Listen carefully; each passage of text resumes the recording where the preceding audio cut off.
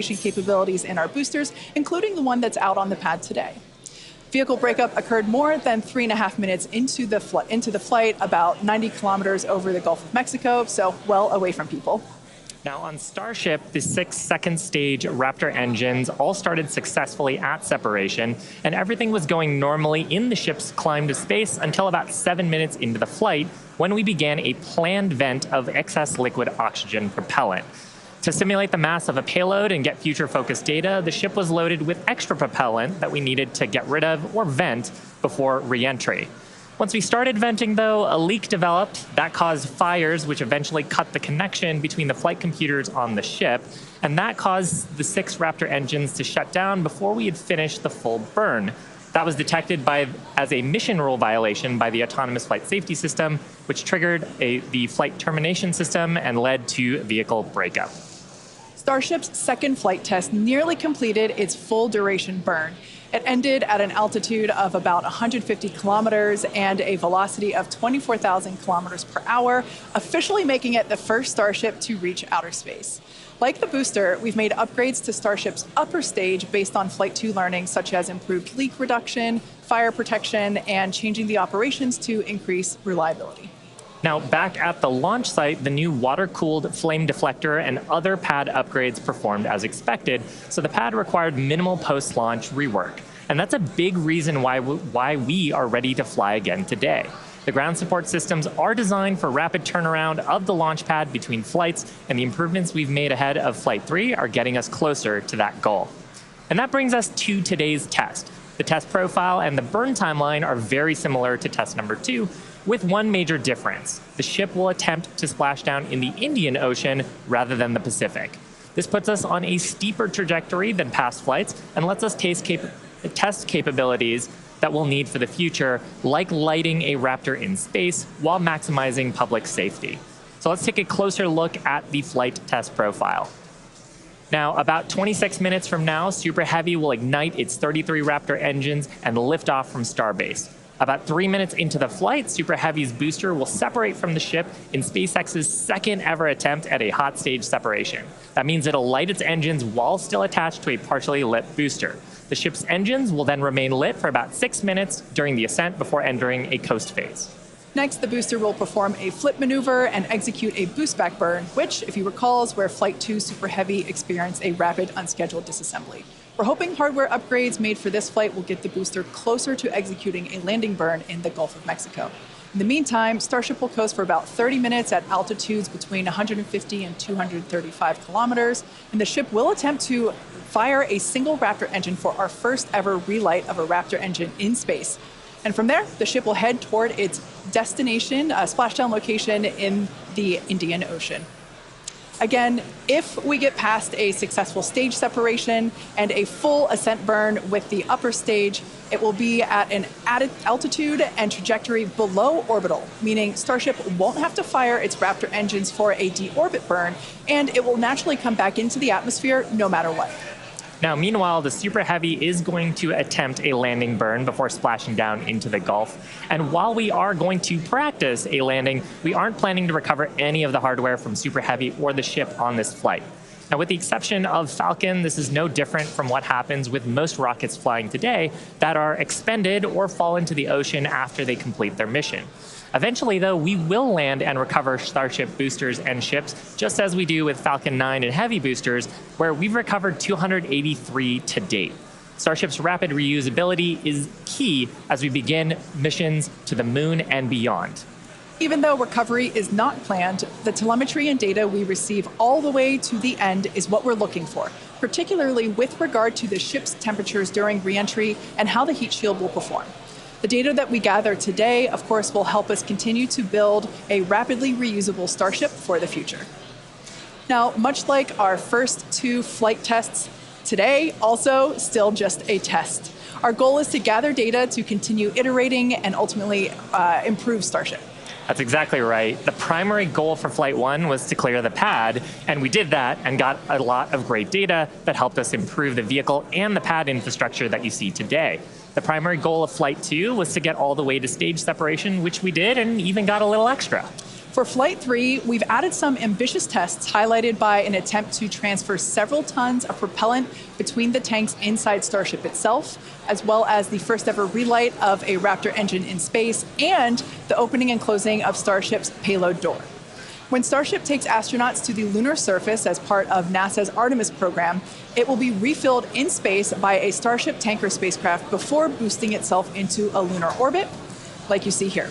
Transferring a large amount of cryogenic liquid in space has never been done by anyone, ever. So we'll be looking to get data on some of the fundamental physics in play here, like managing pressures, temperatures, propellant settling, all as we prepare for eventual ship-to-ship transfers. The ability to refill starships once in orbit will be critical for landing on the moon and is a key technology for enabling deep space exploration and ultimately flights to Mars. Now, we're also attempting the first ever relight of a Raptor engine in space, and we'll need that capability for future in-space maneuvers and deorbit burns. It's important to note that what we'll attempt today is not a burn required for Starship to re-enter on today's test. We are intentionally flying this new steeper trajectory so we can test things like engine relights without substantially changing where we expect to splash down.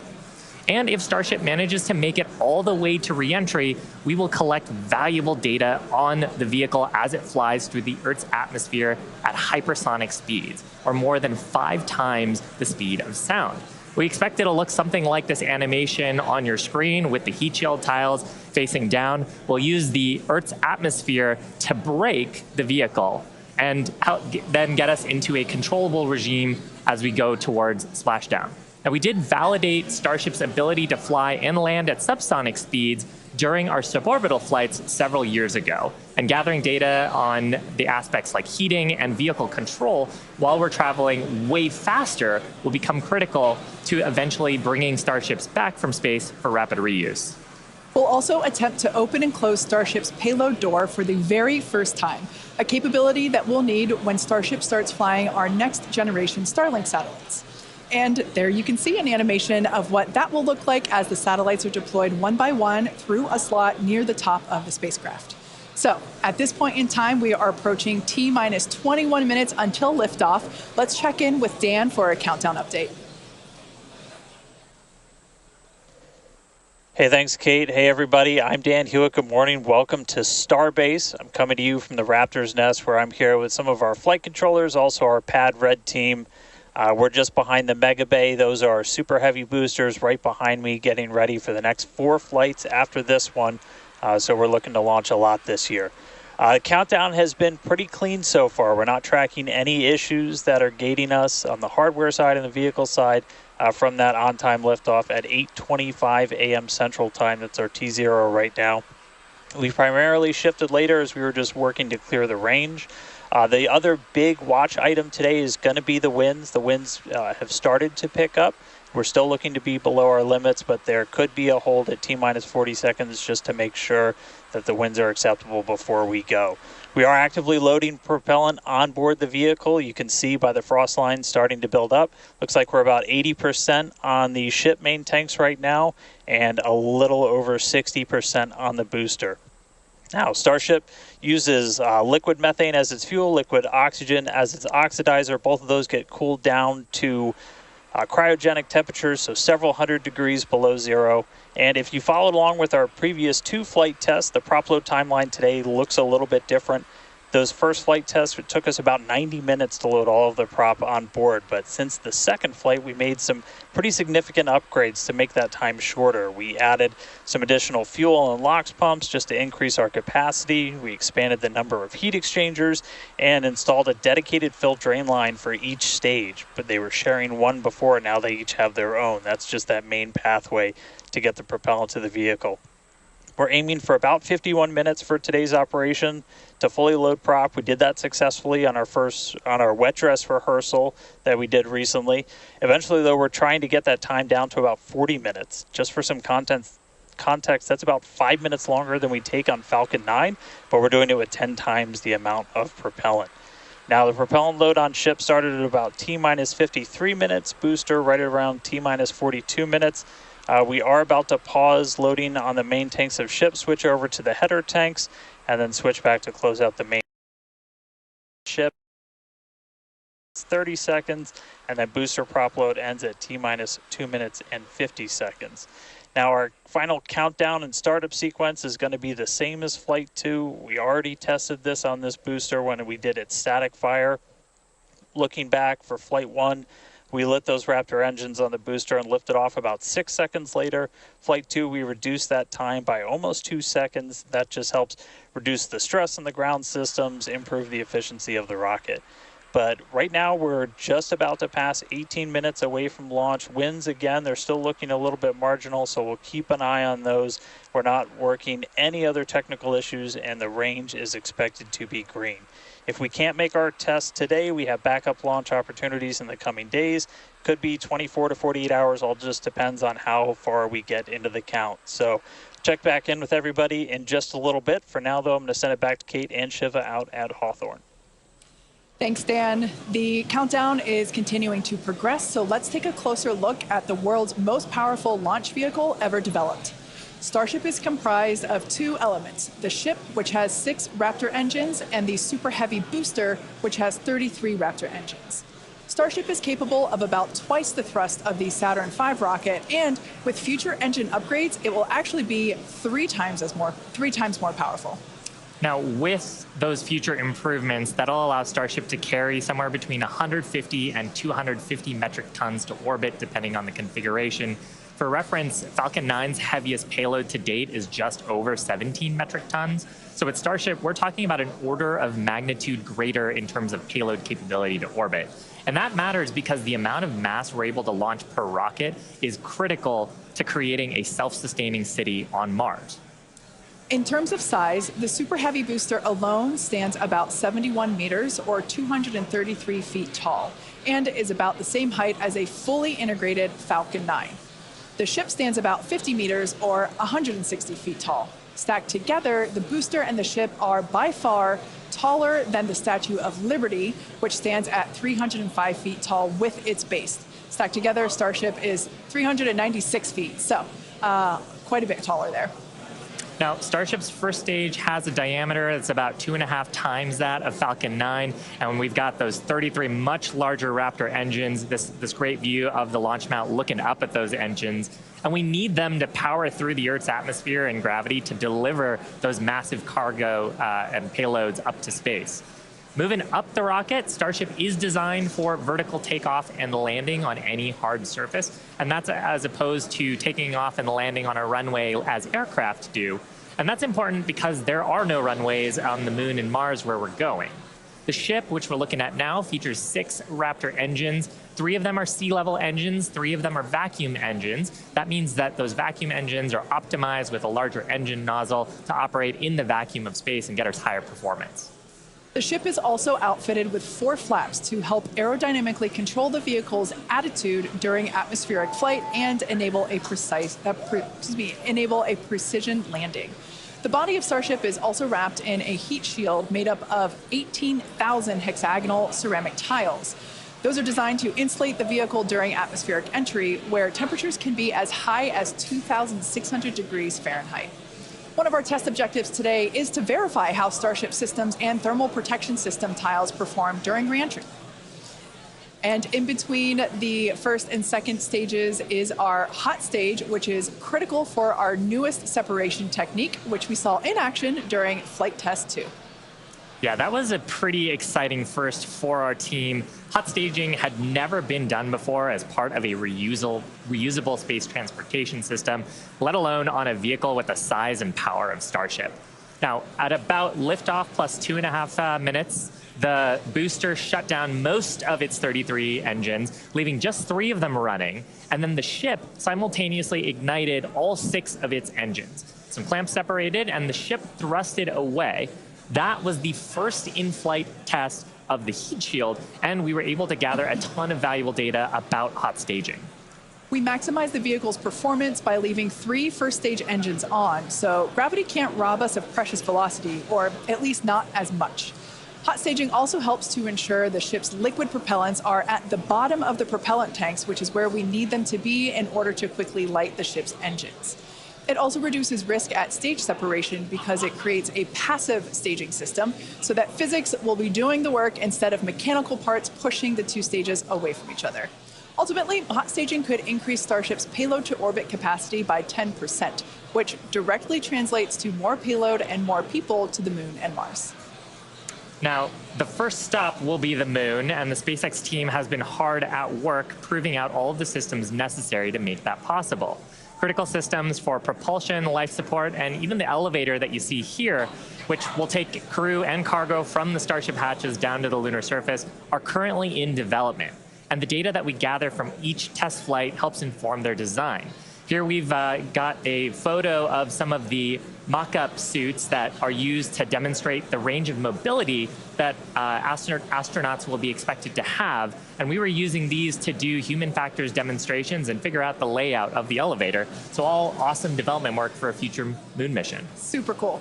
Now, SpaceX will perform one uncrewed demonstration flight before NASA's Artemis 3 mission, which will be the first human surface expedition since 1972. After those first expeditions, we'll be ready to fly more people along with everything it takes to build a moon base. There's so much to look forward to. It's incredible that humans are finally going back to the moon. You couldn't have said it better, Kate. And the moon is just the proving ground. It's just the start. When the time comes to make the leap to Mars, everything ramps up by orders of magnitude. The logistics of supporting an entire city on Mars are daunting and will require millions of pounds of cargo flown from Earth and spread out over thousands of launches. And today's flight test is one more step toward that ultimate goal. We're currently at T minus 11 minutes, 47 seconds. Let's check in with Dan once again for a countdown update. Hey, Kate. Still good news from down here at Starbase. We're not tracking any technical issues that are going to block us to a launch. Our T0 time still holding to 8:25 a.m. Central, so just about 11 and a half minutes from now. The real thing we're going to keep an eye on is the winds once we get there. We do have that potential hold at T minus 40 seconds where we can hang out and either let winds die down, make sure we're in the right structural limits, everything like that. So don't be surprised if we do a hold at T minus 40. We've done those on previous flights, but we are not tracking any technical issues. The range is going to be green for launch, so all that really great news. We're still loading propellant on the vehicle, on the ship. We're just about done loading the header tanks, the two smaller tanks in the top, and then we'll go back to the main tanks. They're about 85% full, and then booster, both fuel and LOX over 80%. So looking good there. The launch pad itself is getting ready for liftoff. We commanded the booster hold downs open already about 20 minutes ago or so. And then that just means that once that rocket has sufficient thrust to overcome its weight, your thrust to weight ratio goes over 1, it's going to lift off. We don't have a command to actually release the hold downs once it starts up. Just also a reminder, actual liftoff happens a few seconds after you see those engines ignite. So you'll see fire, and then a few seconds before Starship really starts to take to the skies. Our range team just going to keep on making sure land, sea, air are all clear as we really count down. But that's the latest. We're just coming up on 10 minutes before launch. Everything looking good for Starship's third test flight. I'll toss it back to you guys in Hawthorne. Great, thanks, Dan. Now, if you've been following SpaceX over the years, you've no doubt heard us talk about our goal of full and rapid reusability. Nearly all of the Falcon boosters flown last year and this year have been reused, or as we like to say, flight proven. We've landed Falcon 9 and Falcon Heavy boosters 283 times since first doing so in 2015. And with Starship, our mission is to take reusability even further by reflying both stages with little downtime between flights. And we plan to fly as often as possible. As we mentioned earlier, rapid and complete reusability is critical to enabling routine spaceflight. The team at Starbase has been hard at work developing and manufacturing the hardware that will ultimately take humans back and forth to the moon and Mars. Now, even though we are not recovering Starship today, test flights like these provide the critical data that we need through every phase of flight. And that data informs future missions and gets us to that future where Starships are being recovered and rapidly reflown. Our teams are also working on the ground systems that will support rapid reusability. When we start recovering Starship boosters, we'll want them to return to the launch site for a quicker turnaround, as you can see here depicted in this animation on your screen. This is when the tower reveals its dual purpose. After launch, the arms or the chopsticks on the tower will help guide the booster into position to ensure a soft landing. Now, if you're thinking that this sounds hard or even impossible to do, well, that's the inspiration for naming them chopsticks. Some of you might recall a little film called The Karate Kid, where Mr. Miyagi famously taught the main character, Daniel, that if he could catch a fly with chopsticks, he could accomplish anything. Now, today we do have 4 ships and 4 Super Heavy boosters built, with more coming off the production line as our Star Factory continues to grow. These vehicles are slated for future flight tests just like today's, and in fact, just this week we static fired our next ship that's planning to fly and expect to test the booster as soon as the launch mount is free from today's flight test. Now, as a reminder, today is still just a test. While we really hope to get our splashdown location in the Indian Ocean, but any data received will help us improve. It's the third of many future flight tests for Starship before it becomes fully operational. And that's the goal of flight tests. They teach us about the limits of our design and improve our understanding of the vehicle, and ultimately help us make Starship more reliable and rapidly reusable. So whatever the outcome and however far we get, we can promise excitement. And things look like they are moving fast at Starbase, and that's exactly how we like it. Yeah, Rapid exactly. Iteration is a key of SpaceX. Yeah, we've done it with all of our major innovative advancements, including Falcon, Dragon, and Starlink. We believe that if you're not failing, you're not learning and improving the design. Yeah, many of the innovations that we've developed have come from our failures, and they teach us how to avoid the perils of spaceflight. It's a tough business. But all of this testing, all of the iterative design allows us to make the design better and better to do some of the great accomplishments with reflight that we've had so far. Exactly. One of the examples that we love to talk about is the Dragon capsule, like the one located behind Shiva and I here on the mezzanine. Originally, it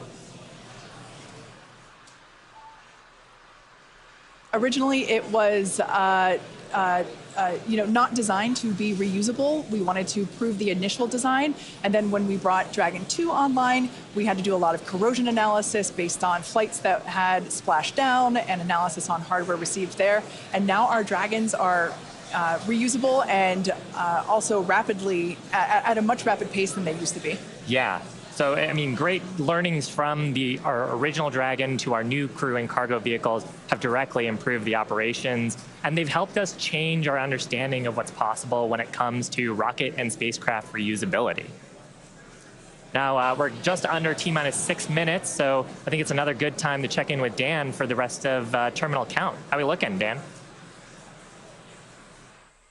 Thanks, Shiva. We're looking good. 5 minutes, 35 seconds, and we're counting down. We are just about at closing the prop load sequences on booster and ship. Just a reminder, ship we're going to close out at around 3 minutes and 30 seconds, booster at about 2 minutes and 50 seconds. Once all of that prop is loaded on board, we'll have about 10 million pounds of propellant on both stages of Starship. Now, after that happens, we'll go through a couple of different procedures with the ground. We'll do what's called pushbacks, clearing out the lines between our prop farm and the vehicles themselves before we get to launch. And then in the next few minutes, we'll get the final guidance system alignments, some final thrust vector control on the booster checks, and all that will be performed. And again, if we need to hold, we have a hold gate built in at T-minus 40 seconds where we can hang out. It sounds like today we'll have about 15 minutes to hold at T-minus 40 if we need to. If we hit that right now, it looks like the most likely reason would be winds. We're not tracking any technical issues to our T0 at 8:25, just about 4.5 minutes from now. So, I mean, everything's really looking good. The booster's almost at full frosty, so we'll see that close out in just a couple of minutes. But we're getting really close to flight, guys. The excitement is definitely growing here in Hawthorne, SpaceX headquarters. There is a large crowd gathering. You might hear them cheering occasionally. Now, Dan mentioned a good point about the holds. We have an opportunity to today hold for a few minutes. And this is a really cool thing about Starship. And we don't have this opportunity with Falcon or Falcon Heavy. Up until the T-minus 40 second point, Aborts are just holds. So anything that would trigger an abort prior to T-minus 40 seconds becomes a hold. So that's a really cool feature to allow the team to wait for final checkouts or assess prop levels, engines, avionics, vehicle pressurization. It's really helpful to ensure a liftoff. Yeah, and that's something that is very different from Falcon. I'm sure people have watched our launches, and then we get right down past prop load and then have to scrub because of weather or scrub because of an issue on the vehicle.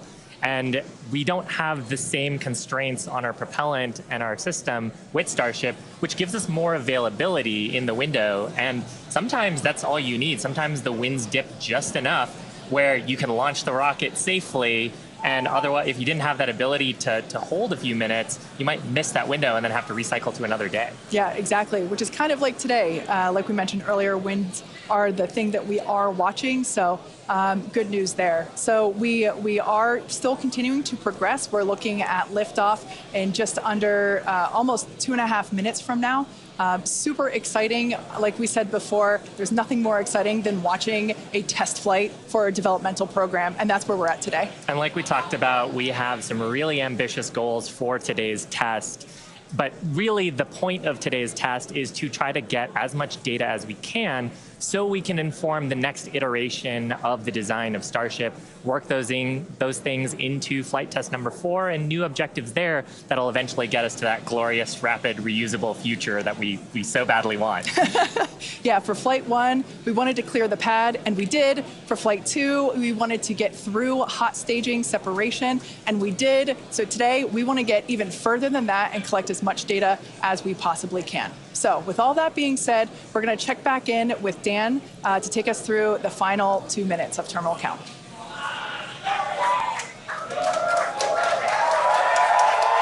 All right, we are under 2 minutes away.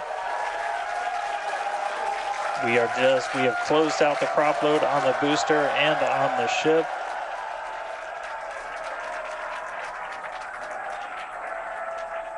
And we're starting to hear some good news that it looks like winds are not going to hold us up, so there's a good chance we blow right through that 40-second hold. So we're about 1 minute and 20 seconds away. Just walking you through one last time, we're going to see the engines ignite about 4 seconds before we hit our T0. They're going to ignite in 3 different banks. You'll get 13 of the inners, 15 of the outers, and then the last 5 ignite just 2 minutes before T0. And then after that, the quick disconnect will retract. The engines will start to throttle up, and then we'll see liftoff about 1.5 seconds after T0. So we're under 1 minute away. Don't be shocked if we hold at 40 seconds before, but it sounds like the winds are cooperating today. And we'll be able to move right past that, not tracking any other technical issues that could hold us. Proceeding past our QD vent gate.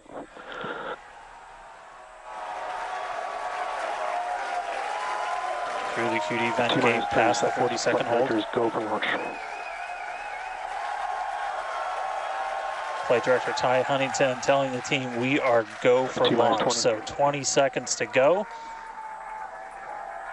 Let's listen in. It's T-minus 10, 9, 8, 7, 6, 5, 4, 3, 2, 1.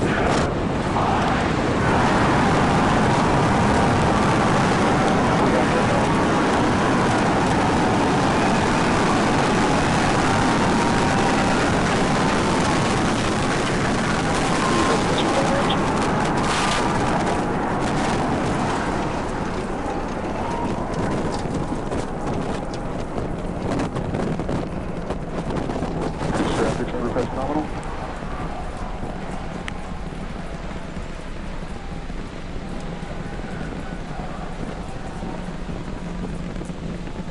30 seconds into flight, we are feeling the rumble. We are seeing 33 out of 33 Raptor engines ignited on the Super Heavy booster.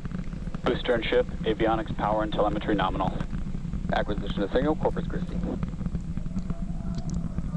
Continuing to get good call-outs. Our trajectory looking nominal, systems looking nominal. Just amazing to see all 33 lit up once again.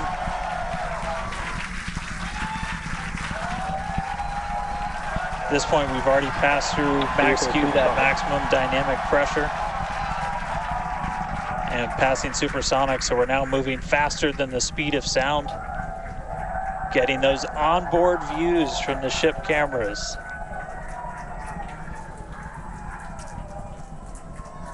Now the next major milestone is going to be a hot staging maneuver. Again, we're going to be doing that in just about 90 seconds. To do that, we're going to shut down all but the 3 center Raptor engines on Super Heavy. That'll be our MECO, our most engines cut off. And then the clamps holding the 2 stages together are going to release. Starship's second stage will ignite its engines, the RVACs first, the sea levels right after that. The sea level engines will be splayed or just kind of pointed out at about a 15-degree angle. So if you look close and we get good tracking, you might be able to see those center right after. And so those 6 engines will push Starship off of the booster.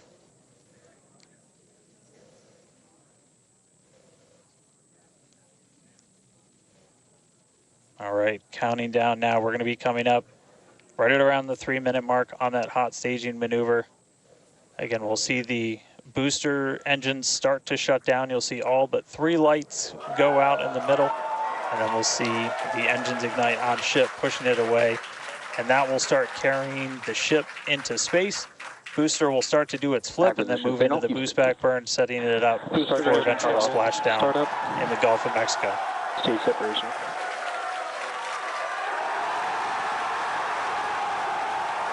Boost back startup.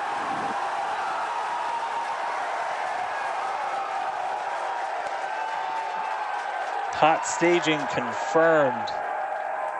Boosters now making its way back, seeing 6 engines ignited on ship. Kate, we got a Starship on its way to space and a booster on the way back to the Gulf. Oh man, I need a moment to pick my jaw up from the floor because these views are just stunning. These are live views from Starship. First stage is currently performing the ship avionics, power and telemetry nominal. Good there, news informing us that the second stage or the ship, everything looking good, nominal there. First stage is currently performing the boost back burn, expecting that to last about 1 minute. That boost back burn, propels the booster back towards the coast, taking it to a landing in the waters of the Gulf of Mexico.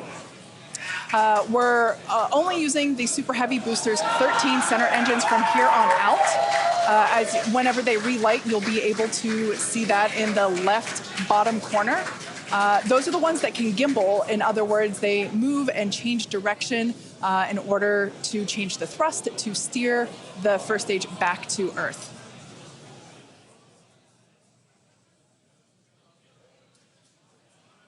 Wow, these are just incredible views coming to us.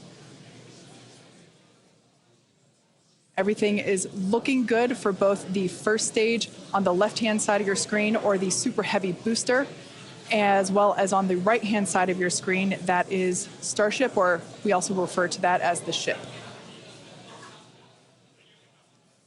Now, the boost back burn was the first of 2 burns required to return it to Earth. The next one will be the landing burn, where all 13 center engines will initially ignite and then transition into a 3-engine burn to help slow it down. Now, just as a reminder of the stage 1 test objectives, we're looking for controlled ascent, which we have so far. Stage separation, which gorgeous, we cruised right through it, as well as on a nominal trajectory. Good news there, telling us that the path that Starship is on is good. Now, Starship's second stage is still firing its engines, and as you heard, following planned flight path. The ship objectives, we're looking for hot staging, again, cruised right through that. We're looking to demonstrate controlled ascent, as well as orbital insertion. Now, the bottom right-hand corner of your screen shows the ship engine graphics, so be sure to keep an eye on those. Yep, Kate, this is just a phenomenal test so far. Super Heavy is performing beautifully today. It's on its return leg of the journey. Ship continuing to burn its 6 engines, those larger circles, the Raptor vacuum engines, the inner circles, the Raptor sea level engines. We're about 30 seconds away, just under 30 seconds away from the start of the boost back burn. Excuse me, the landing burn on the booster. You can see the grid fins rotating. Those hypersonic grid fins are guiding us through the atmosphere back towards our splashdown site. Again, we're going for a splashdown, a soft splashdown. So for landing burn, we're going to expect to see the 13 center engines light, rapidly bring down the booster's velocity, and then just the 3 in the center for splashdown. Let's see if that'll work.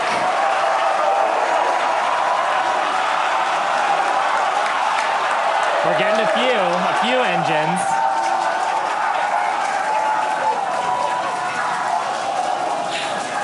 And acquisition of signal. We'll see if we can get some other video of that. Now, this is a test objective today. It is still something that we're attempting to learn. And to make it that far, to demonstrate the controlled re-entry up to that point is pretty darn good. Ship continuing to look nominal with its Ascent burn. This burn lasting about 6 minutes total. And we're expecting that this burn will end just after T+8 minutes, about a minute from now. So far, though, I mean, congrats to the team. Making it this far is farther than we've gone on Flight 2. Just wonderful views and great engine performance from the vehicles.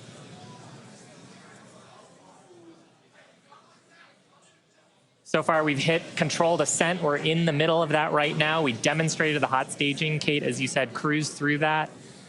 We demonstrated controlled entry of the booster. Just stopped a little short of the engine relight, but hey, that's something we can learn for the next one. Yeah. Now that view that we just had moments ago was a live shot of Star Command. There you see it again. This is our Mission Control Center at Starbase, where vehicle operators are standing by. Now the next milestone coming up is in less than a minute. At that point, ship will, or I'm sorry, actually it already has. Starship engine cut off. There we go.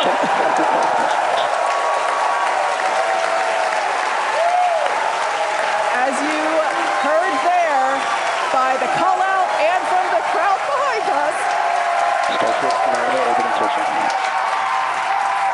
Starship's 6 Raptor engines have successfully shut down. We heard a call out for nominal orbital insertion, which is incredible. Look at these views, Dan.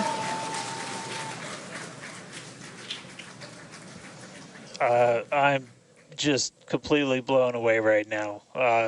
What a day. Congratulations to the entire SpaceX team. I mean, this flight pretty much just started, but we're farther than we've ever been before. We've got a Starship not just in space, but on its coast phase into space. Just to recap where we've come, and it's only been 9.5 minutes. How has it only been 9.5 minutes? We lifted off right on time at 8:25 a.m. We didn't have to hold at our gate at all. We had 33 out of 33 Raptor engines open up and light and get us through a nominal ascent. Another successful hot stage. All 6 engines on the ship propelling us into orbit. We did see what looked like a nominal boost back burn. And then we did make it all the way to the landing burn this time. Didn't light all the engines that we expected, and we did lose the booster. We'll have to go through the data to figure out exactly what happened, obviously. So be on the lookout for information about that. But wow, a ship in space. We've got a bunch of, as we said, ambitious objectives ahead of us.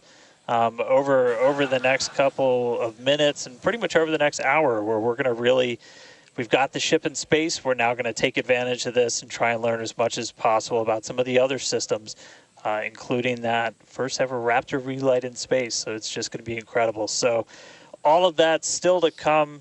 The mission just started, but wow, what a liftoff! What a hot stage! What an amazing sight to see Starship there in outer space. I can't believe we're seeing it in space. This is awesome. Wonderful. Now, we are going to be coasting for the next about 30 minutes or so. We'll be back around the T plus 40-minute mark. And that'll be Starship continuing to coast, hit those ambitious test objectives, and then continue on to re-entry. We're not totally sure what video that we'll get, since that normally comes to us as we overfly ground stations, and we don't have a ton of those along our trajectory. But as we have video, we'll be sure to bring that to you. Starlink may be able to bring us additional communication paths today that will allow us to talk to Starship through re-entry with no communications blackout period. It's a possibility, but either way, we will be live for all of today's milestones. And of course, when we do have views, signal, Puerto Rico. especially like the ones that we have now, which I just cannot get over, when we have views, we will be sure to bring those to you live. But no views or no views, we'll see you back here at T plus 40 minutes. Pez door is opening. And there we just heard call it that Pez door is opening, so that's great. First test. Yeah. One of our test objectives today is to open and close that Pez door. That's where we will deploy Starlink satellites from in the future. So great news there that that test objective is already underway. So come back here, stick around till T plus 40 minutes for coverage of Starship's deorbit burn demonstration, followed by its reentry and what is sure to be an exciting splashdown.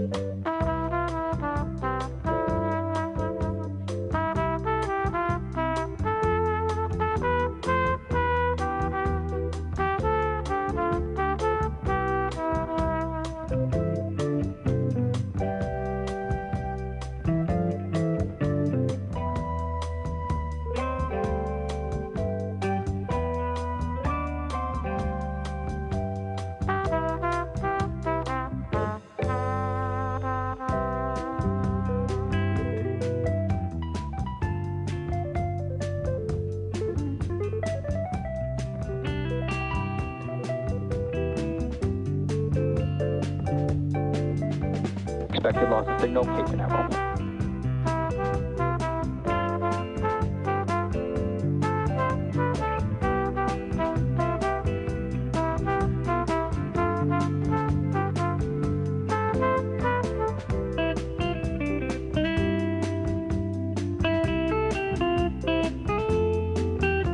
Pez trigger.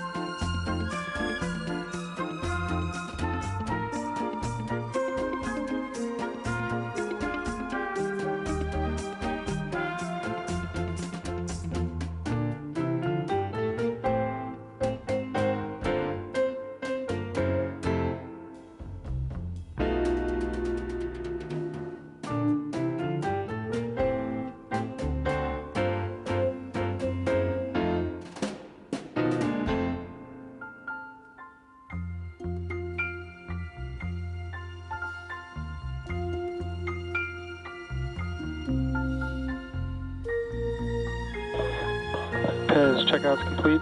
Doors closing.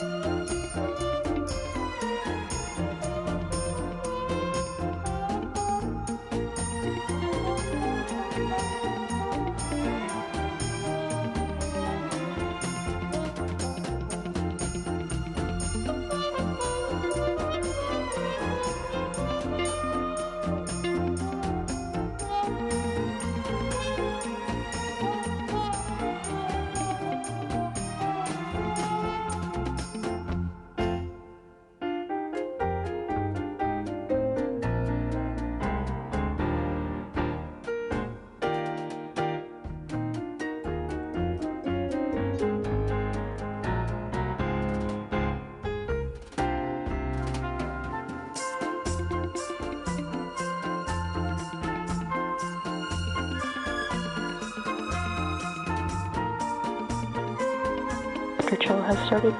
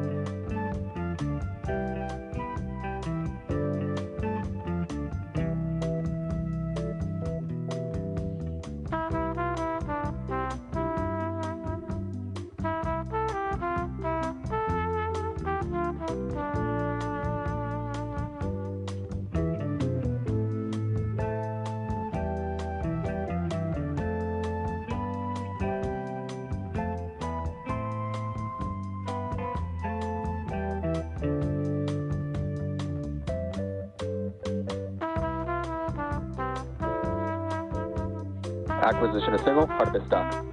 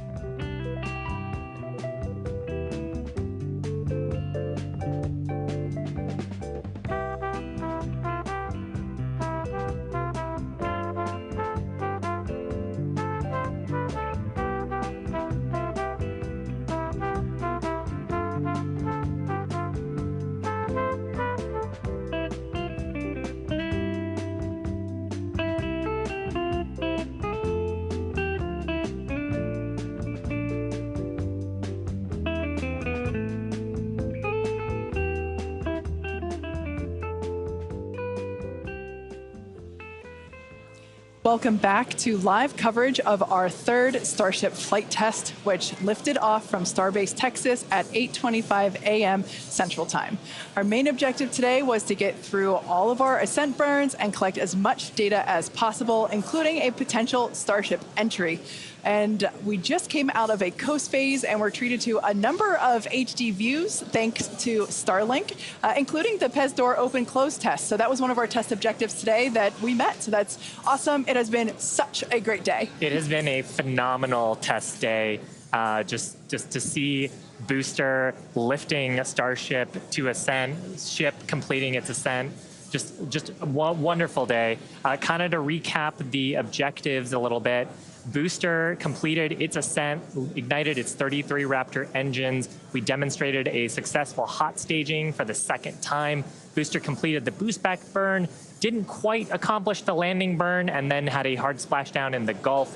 Meanwhile, ship completely successful after the hot staging. We had a good 6-engine burn of the Raptor vacuum engines and sea level engines. And then we've commanded a number of demonstrations, including the Starlink satellite deploy demo, so the payload door, as well as a prop transfer demonstration. We do still need to do some data review on those, so as we get that data back, we'll be sure to update you on social for how those tests went.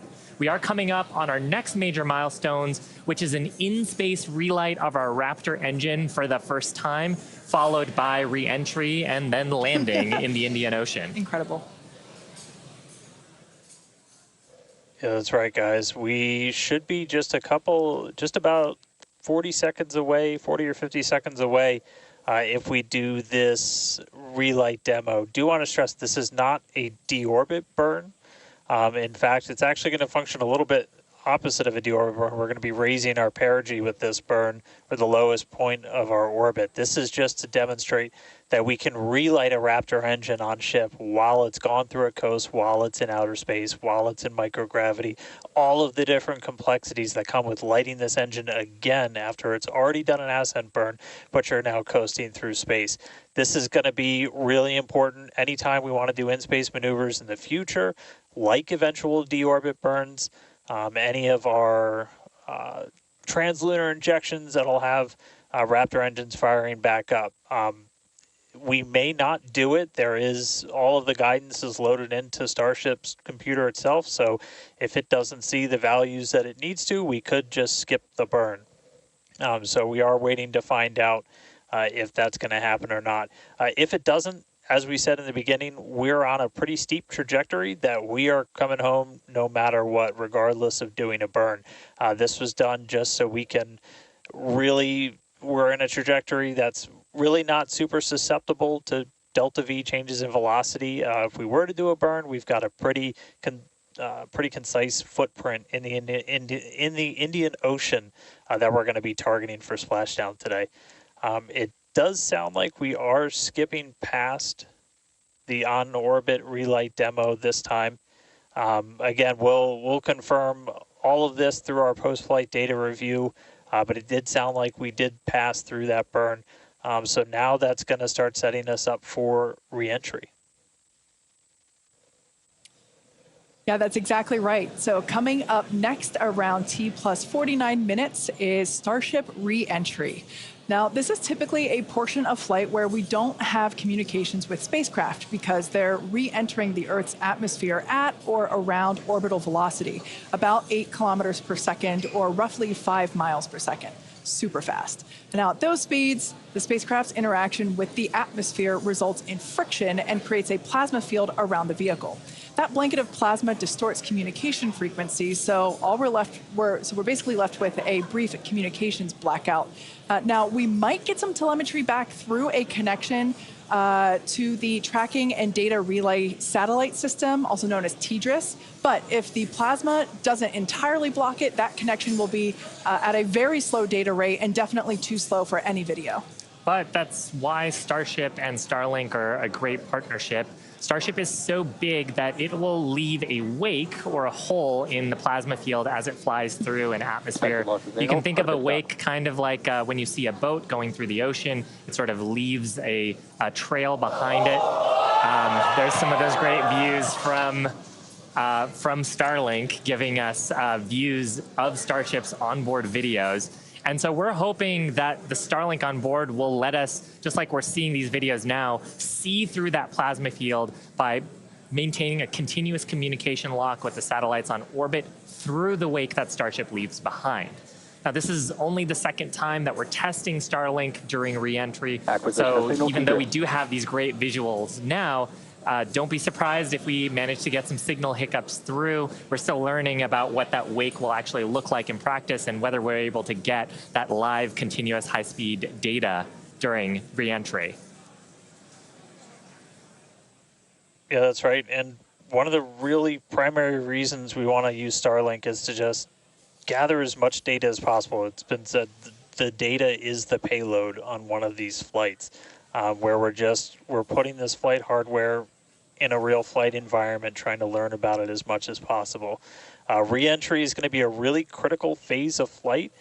We really want to know how the ship's going to perform, especially that heat shield, as we're going through the hypersonic re-entry. So if something were to go wrong during this re-entry, we want as many paths as possible to collect that information, that data, just to, again, just continually feed back into the Starship program to make each flight more reliable, more successful. Acquisition signal, Mauritius.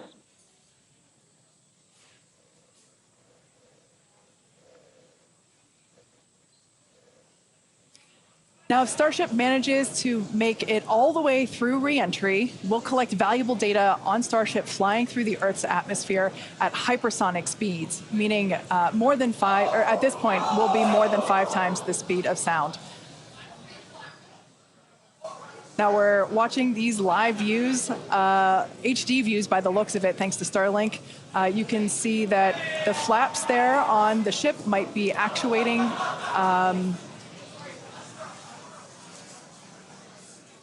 Certainly some incredible visions of planet Earth behind Starship.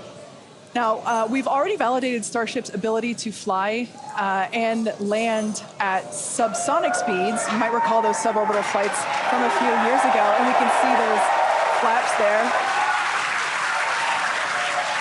So getting data on aspects like heating and control while traveling way faster than we did before is going to be critical to eventually bringing Starships back from space for rapid reuse. So I mentioned those flaps. That's one of the things that enables Starship to help control itself and survive the heat of reentry, which, like we said before, we're expecting that reentry to occur around T plus 49 minutes. So we're getting pretty close here. And what you're seeing here, it looks like the vehicle is sort of moving back and forth. Part of what you're also seeing is one of the cameras, this onboard view that we have, is on the end of a flap. Starship has front flaps and rear flaps in the vehicle. So we've got 4 of those. And oh man, we can see the heating on those flaps as we're starting to re-enter the Earth's atmosphere. This is where the Earth's atmosphere is doing the work to slow us down. Now, like we said, this plasma field is, wow, what a view. We hope to maintain these views throughout. Starship is so big that we're hoping that the plasma field doesn't entirely blanket the entire vehicle. Right now, it is not. The Starlinks are Views brought to you by Starlink. Yeah, the Starlinks are still communicating and still capturing the data and the video that we see here. I mean, Shiva, this is just absolutely incredible views. We've never seen anything like this before. This is the biggest flying object ever in space. Absolutely, Kate. And it's important to note, the Ascent burn that we did was to get us to orbital velocities, even though we were on a nearly orbital trajectory. So the heating and the loads that Starship is going through right now are what it would be getting if it were recovering from an orbital mission. And just the fact that we have views through entry, this is incredible. Yeah. Again, this is the furthest and fastest that Starship has ever flown. And you can definitely tell by the crowd here in Hawthorne. The heat shield tiles doing their work. We talked about it earlier. Up to 2,600 degrees Fahrenheit that those heat shield tiles are dissipating as we are re-entering. Yeah, now this was one of the critical, or rather the key mission objectives that we were hoping to hit today. We have never, like I said before, this is the fastest and furthest that Starship has ever flown. So this is the first time that we're getting to collect this re-entry data and understand how these 18,000 hexagonal heat shield tiles are working together to protect the belly of Starship as it re-enters the Earth's atmosphere. Once again, the atmosphere is doing us a big favor here by... 80 kilometers altitude. The atmosphere is actually doing us a huge favor here by acting as a braking system for Starship as it re-enters the atmosphere. And that's part of the reason why the flaps are so important. We're using the body of Starship and the drag from the atmosphere to slow us down from orbital speed, but you want the vehicle to remain stable. You want those heat shield tiles pointed down so they can absorb the heat of the Earth's atmosphere.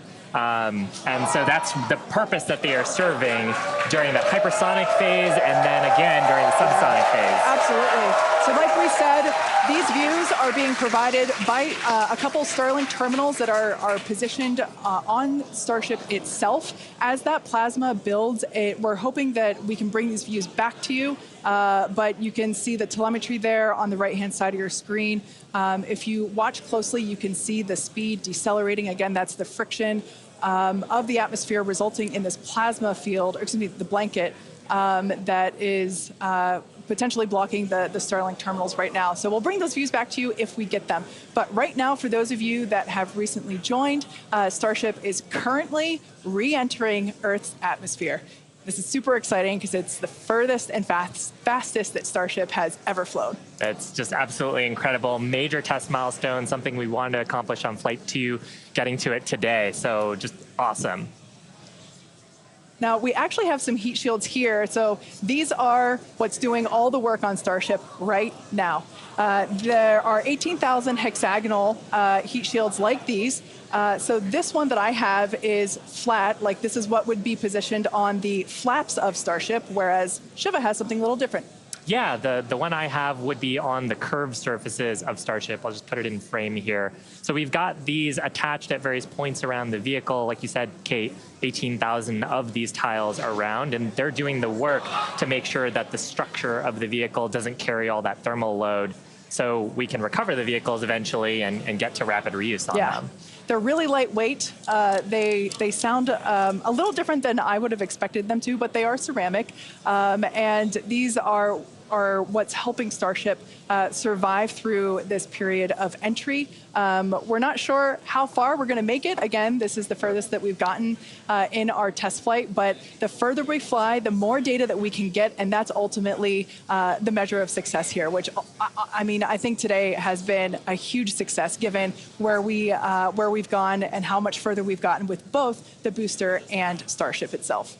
And one of the beautiful things about Starlink on board the vehicle, we were getting that high-speed video. High-speed video is a very high data rate, and usually video comes after you get your telemetry. So hopefully we were able to get some wonderful data throughout the entry period, which is normally something we have to wait for until after splashdown when we get that data off the data recorders. Yeah. Now, you mentioned before the flaps. Again, that the flaps are protected by the flat heat shields like I have. There are 4 of those positioned on Starship, 2 at the forward end or the top end, and 2 at the bottom or aft end. And they operate independently to aerodynamically control the vehicle's attitude or positioning during atmospheric flight and enable precise landing at the intended location. So today we are intending to splash down in the Indian Ocean, and we're hoping that we can make it that far, but regardless, it is an exciting end to what has been an exciting day. Absolutely. And I mean, we've had some tests in the past. We had suborbital campaigns where we have tested out the aerodynamic flaps at subsonic speeds. So that's below the speed of sound. At hypersonic speeds, well, supersonic speeds first, so faster than the speed of sound, and then hypersonic speeds. So that's more than 5 times the speed of sound. The equations of motion change, how the vehicle responds changes. So going through that control phase where we're going from faster than the speed of sound to below the speed of sound was one of the objectives today. Yeah. And that's actually a great point because we are expecting that entry subsonic period to occur around T+1 hour and 3.5 minutes. So we're not there yet. We're about 10 minutes away from that point. So again, that is when Starship would be traveling slower than the speed of sound thanks to the atmospheric braking system. And so right now we're still waiting to see if we're going to get data back from this ship. We might be in a bit of a blackout period right now. So still waiting to hear the status on it. But yeah, we got to the actual entry portion of today. We started into peak heating, which was just a really big milestone. Starship is pretty unique in the way that it re-enters, especially for something reusable. The closest parallel has been the space shuttle. When we're comparing Starship to like when we bring a Falcon 9 booster back, we're talking about 20 times the energy given the velocity that we're moving at, and all of that energy just gets converted into heat, and then we need to use those tiles to just help dissipate that heat. They're not ablative like you would see on something like Dragon, which uses an ablative in the capsule shape.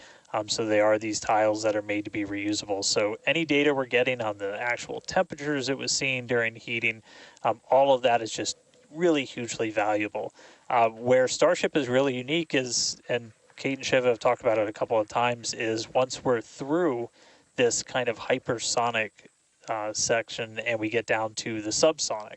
And that's where we really learned a lot and proved that Starship's really just its basic shape could work. And we did that during the suborbital campaign.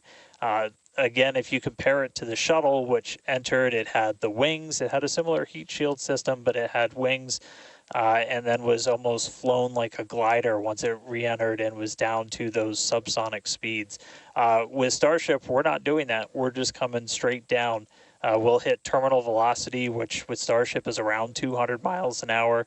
And then we use a flip maneuver to ignite those engines, do a landing burn, and then touch down on the ground. So you don't need a runway. We're doing that, again, designed because when we go to the moon, when we go to Mars, there's not going to be a runway there for us. And so that propulsive landing is going to be really important. This is an animation of pretty much what we were just watching on actual Starship video, which is pretty incredible. But we go through peak heating. One of the benefits of today's trajectory, actually, we got closer to what the heating profile will be on just a normal mission when you compare it to our previous flights, which were headed out to Hawaii. So we go through peak heating, and then we hit subsonic, and then Starship splashes down in the ocean. Again, we're not doing a landing burn on this flight, and we're not expecting Starship to survive the impact. We're not going to be recovering any of the hardware. For now, though, we are just still waiting to see if we're going to get some signal back. We're currently at a loss of signal with Starship. Don't know for sure what its status is, and so we're just continuing to listen in. But it was pretty incredible seeing the flaps really do their thing to maneuver the vehicle as it's moving through hypersonic. One of the big trade-offs between something like Shuttle and Starship is wings can be pretty heavy. And so if we can really demonstrate that Starship's controllable through that hypersonic regime when you're coming through the atmosphere, 25 times the speed of sound, you can save a whole lot of weight by not having really big wings. So super valuable to get this data, super valuable to then figure out what we're going to do on our next test flights. Dan, you'd brought up a really interesting point, too, that for on Shuttle, you are gliding in, going back to a runway. On Starship, because we're landing vertically, we are basically coming down, and then we've seen this during the suborbital campaign. We're not going to see it today. But during the suborbital campaign, we did the flip maneuver and then light our engines for a landing burn. And that's also really important for some of our other terrestrial destinations, that we don't have as much of an atmosphere on Mars. There is pretty much no atmosphere. There's some great views from our previous test campaigns of a landing burn and upright landing. But on the moon, there is no atmosphere. On Mars, the atmosphere is extremely thin, so you actually need some other sophisticated techniques that other landers have used to land there. And so this vertical landing technique is really important to landing on destinations like those, which is ultimately where we're trying to go. Yeah, absolutely. So we hope to demonstrate that landing in future missions. That wasn't one of our objectives for today. We wanted the ship to focus on opening and closing, the first demonstration of opening and closing the PEZ door, which is where we will deploy Starlink satellites from in the future, as well as gathering data on how the heat shield tiles performed during the entry period. And so far, all of that has gone really well. So overall, it's been pretty great, and it's great to see how those initial tests that we performed a couple years ago for those high altitude tests allow us to see what those will look like in the future. But this piece that we're doing today of, okay, if we are coming back from orbital velocity and we're going through that entry period, that is the missing piece, right? We already figured out how to land once the ship gets to a certain velocity or altitude, and it's really this piece that we were trying to figure out today. How do we get Starship to survive orbital velocity atmospheric entry? And we hope to find out soon. Yeah, I mean, we talked about rapid iteration and how we do design. Part of our philosophy is testing early and often and trying to test in a way that is as flight-like as possible. But there's only so much you can do in a chamber where you're trying to simulate the atmosphere in a laboratory. So there's nothing quite like when the heat shield tile hits the atmosphere in flight to gather that wonderful data and prove out some of the analyses and probably teach us a bunch of things that we didn't quite get right. For sure. And obviously, for those of you that have been watching along with us, those were incredible views to see of that entry period where we we saw the heat generating because of friction as the belly of Starship was, making contact with the Earth's atmosphere, and that resulted in some plasma. So as Dan said before, we believe that we're in a bit of a blackout period at the moment. We are expecting the vehicle, if it's still alive,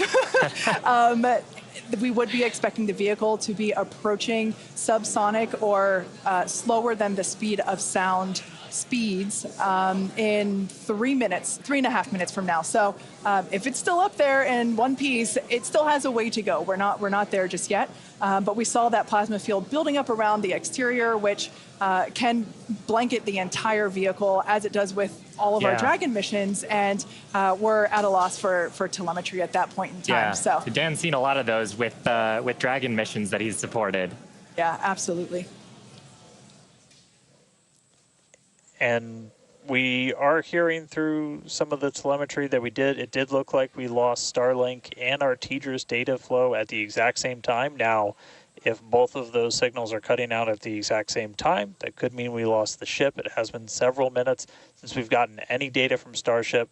We are waiting just a couple more minutes just to see if we can get any additional confirmation, but that is one data point that we're tracking, and that could indicate that we had a loss or a breakup of the ship during that re-entry. So might not make it all the way to splashdown today, but we were able to get through the early phases of re-entry, hit some of that peak heating, which was just really incredible to see a Starship coming back from space after getting all those views from space for the very first time. So we'll just keep on listening in on the loops here, see if we hear anything over the next couple of minutes. And that might bring a close to a pretty successful day so far. So again, we did lose the TDRS. That's the tracking and data relay satellite. That's the satellite system that pretty much every spacecraft operating in orbit right now will use to get data. We were able to get some signal through that. And then we were also getting data back through Starlink. Live view here of mission control down at Starbase. So these are all the folks who are experts on the various different systems, taking a look at the live data that we did have. Probably in mission mode still, Yeah, but absolutely. It would be so tough to stay focused with what an exciting day we've had today. Yeah, to quote Monty Python, I'm not dead yet. We don't know, as Dan said. We did lose connection with TDRS, which is the tracking and data relay satellite system, and Starlink at the same time. So it is a realistic possibility that we lost Starship, which honestly was always on the table. We didn't know how far it was going to get. The further we could fly and the more data we could collect was always the biggest win. And so regardless of, if we did lose the vehicle and we are not able to, make it all the way to our intended splashdown, note that we weren't intending to recover this vehicle, either vehicle, the Super Heavy booster nor the Starship. We weren't intending to recover either of them. They were both going to basically hit at terminal velocity and break up upon contact with the surface of the ocean. So we're standing by to hear whether or not we are going to be able to get telemetry readings back, but we are possibly anticipating news that we lost Starship due to basically a double blackout from TDRS and Starship data at the same time. But it's worth mentioning, this is the first time that we have come back at these speeds Absolutely. in any of the test flights that we've done so far with Starship. So we are trying to prove out that the heat shield works as intended, that the controllability at those hypersonic speeds works as intended. So if we were able to get back any data on that, that means the next version, what happens on flight 4, 5, 6, is going to be better. We must be able to get some, because we saw incredibly gorgeous high definition views of that entry period whenever it was initially starting. So We must have gotten some data today there. has been otherwise a phenomenal day. Incredible. Liftoff on time, full ignition of all of the boosters, engines, successful hot staging, and then ship took it from there. Yeah, absolutely. We were able to see the ship actually make it further as well as the booster. We were hoping that the booster would perform a soft water landing, but we lost it during just before it was able to ignite the landing burn. But the ship continued on. We saw all six Raptor engines on the ship ignite and then shut down for second engine cutoff. And we saw some amazing views as well, and it's just been certainly a day that I will be taking many screenshots and using them as my computer desktop background for, well, until the next Starship launch. When we get even better views, I'm sure. Exactly. And we also hit a number of our other ambitious test objectives. We had a chance to at least initiate the commands for a propellant transfer demo within the vehicle. This is something that Starship's going to have to do in the future, and these sort of transfers haven't been done at this scale before, so that's a first as well. We also were able to demonstrate that the payload door functions. And we got to see that, yeah. Yeah, and so those commands were sent. Again, data review to come and make sure that everything performed as expected, but that's going to be critical to deploying payloads in the future once Starship becomes operational. So a number of test objectives hit, much more accomplished than Flight 2, and making steady progress towards a fully, rapidly reusable, reliable Starship. Absolutely. And hey, Kate, and hey, Shiva, we were just hearing on the loops, we are making the call now that we have lost Ship 28. So as we were possibly expecting, we lost the data a couple of minutes ago. We haven't heard from the ship up until this point, and so the team has made the call that ship has been lost. So no splashdown today, but again, just it's incredible to see how much further we got this time around. We had a couple of those ambitious objectives that you guys were just walking through that we're able to take advantage of while Starship was in outer space flying over our planet for the very first time. So that was just really incredible. Obviously, there's a lot to go through. Everyone always wants to know right off the bat what happened. Takes us a little bit of time, but I can assure you as soon as we start finding things out, we're going to let everybody know. And I know everybody's going to be excited for the next one. I mean, as I pointed out in the beginning, there's 4 super heavy boosters either fully stacked or getting stacked right behind me. We've got other ships ready to go as well. So it's going to be a really busy time down here at Starbase as we look to really fly Starship as much as possible, get this vehicle ready to go for all the important things it's got to go do. And with that, we got to say a huge congratulations to our teammates and everyone who's supported the Starship program. There's been flames and reds along the way, but third time's the charm, and we made it to space. We also a big thanks to all of our future customers for your support. And we want to give a big thanks to the people of Cameron County, Texas, for their support, as well as the Coast Guard and the Federal Aviation Administration. Be sure to follow the SpaceX account on X for more updates from today's test flight and future Starship tests. But before we go, we want to wish SpaceX a very happy birthday. The company was founded on this day in 2002 when it basically consisted of this small team, a carpet and a mariachi band. I don't know about you, but we're feeling 22. Also, it's Pi Day.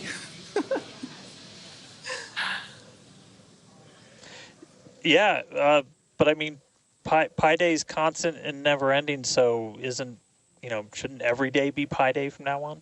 I mean, that's a really good point, and I think after a test like today's, we all deserve some pie. Thanks for watching, and we'll see you next time.